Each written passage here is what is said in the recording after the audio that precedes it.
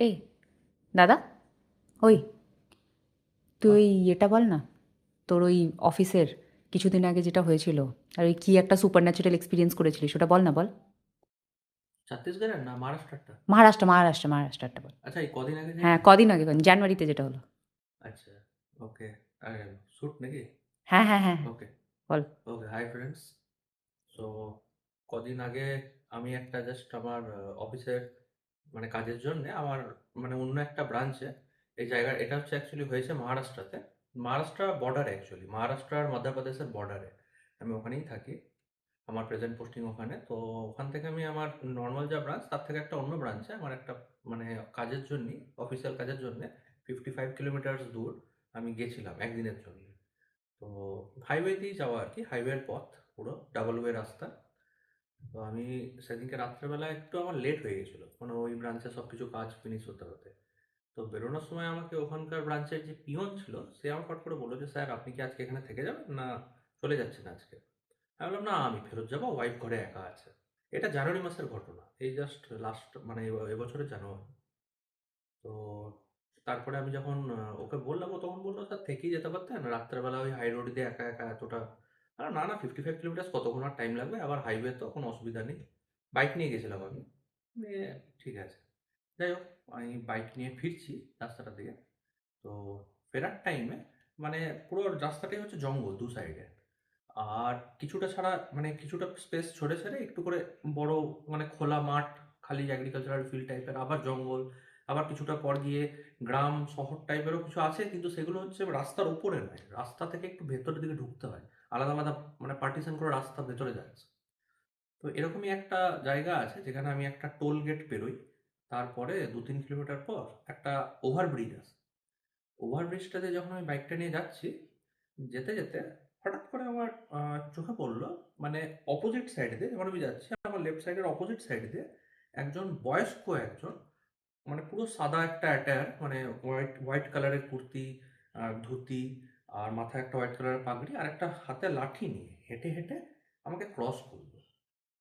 এবারে হট করে ওর দিকে আমার চোখে গেল, কারণ পুরো রাস্তাটাই মোটামুটি খালি রাত্রেবেলার দিকে, ঠিক আছে, খুব অনেকক্ষণ ট্রাভেল করার পর পর আমি একটা করে হয়তো ট্রাক বা লরি দেখতে পাচ্ছি।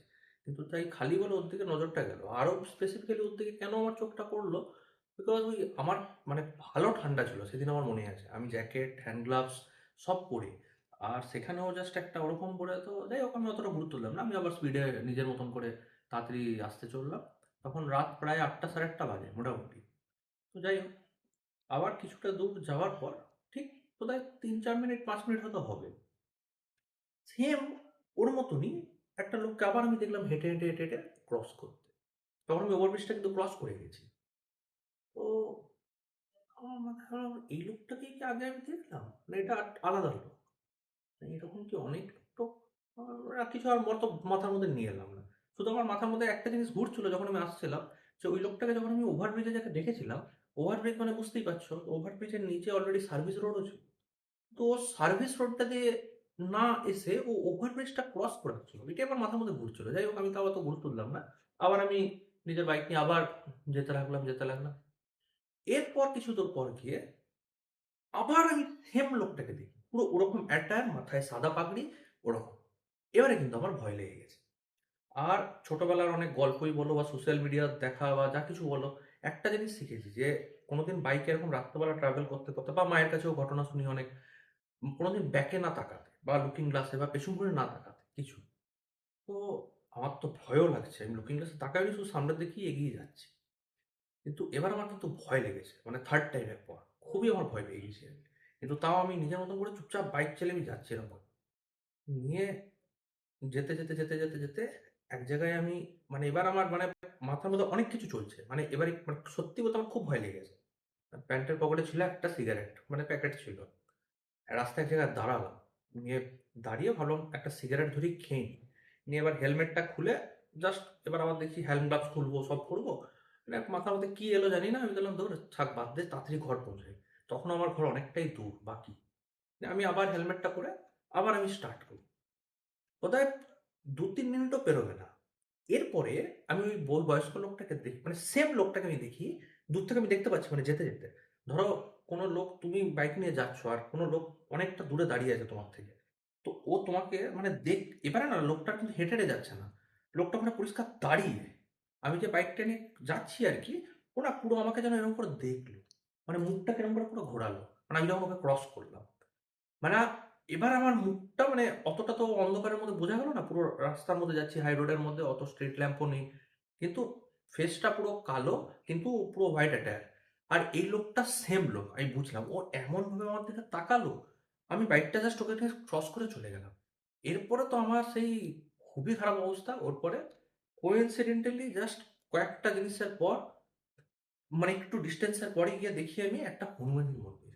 ওই হনুমানজির মন্দিরটা সামনে দেখে আমি যেন বুকে একটু বল ফিরে পাই। জয় হনুমান, জয় বজরংবলী, জয় বজরংবলী, জয় বজরংবলী বলতে বলতে বলতে বলতে বলতে আমি বাকি ডিস্টেন্সটা করলাম। যাই হোক, বাড়ি ফিরে তো আমি একদম খুবই আমার টেন্সড আউট হয়ে গেছিলাম। চুপচাপ ঘরে তাড়াতাড়ি বেরিয়ে আমি ওয়াইফকেও কিছু বলিনি, আমি স্ট্রেট এসে একদম আমার ফ্রেশ হতে চলে গেলাম। ফ্রেশ হয়ে বেরিয়ে আমি ওয়াইফকে বলি কিছু এরকম, ঘরে মা বোনকেও ফোন করে বলি এসব জিনিস। তারপরের দিন আমি অফিসে যখন যাই, তখন ওখানে একটা কলিগ আর একটা মানে আমাদেরই আরেকজনের সাথে আলোচনা করতে করতে আমি বলি যে কালকে জানো তো আমার নিজের ব্রাঞ্চে গেছি পরের দিন, তখন ওকে বলছি যে এরকম এই রাস্তার মধ্যে এই ঘটনাটা হয়েছিল। তখন ওরা আমাকে জিজ্ঞেস করলো, স্যার আপনি কোন রুটটা দিয়ে গেছিলেন? অ্যাকচুয়ালি ওইটা যাওয়ার দুটো রুট ছিল। আমি বললাম না, শর্ট রুট যেটা 55 কিলোমিটার, আর একটা রুট আছে যেটা সেটা 70 কিলোমিটার, মানে ঘুরে যেতে হয়। বললো না স্যার, ওইটা হাইওয়ে রুট হলেও ওর মধ্যে এরকম ইনসিডেন্ট অনেকবার, অনেক কিছু আমরাও জানি, আমরা লোকাল তো আমরা শুনেছি এইসব। আপনি যেটা হয়তো ফেস করেছেন সেটাকে কি একটা বললো, ছালাওয়া না কিছু একটা টাইপের। তো যাই হোক, এটাই একটা আমার এক্সপিরিয়েন্স শেয়ার করলাম আপনাদের সাথে। তো এটাই হচ্ছে, বুঝতে পারলি এরকম ঘটনাটা? এটাই তো যেটা বলেছিলাম তো। হ্যাঁ, হ্যাঁ, হ্যাঁ, হ্যাঁ। এইটাই, এটাই। হ্যাঁ, যেমন ছত্তিশগড়ে যেটা হয়েছিল। হুম। হ্যাঁ, তাহলে যদি আপনাদের ভালো লাগে আপনারা জানাবেন কমেন্টে। আমি নিশ্চয়ই আমার নিজস্ব কিছু ঘটনা, আমার কলিগস, আমার ফ্রেন্ডস, আমার ফ্যামিলিরও ইনফ্যাক্ট আপনাদেরকে জানাবো। তো থ্যাংক ইউ, সাবস্ক্রাইব করবেন সবাই চ্যানেলটা। নেক্সট তাহলে মাসিরটা। ঠিক আছে, মাসিকটা তো টাইম লাগবে, ঠিক আছে, ওটা বলবো।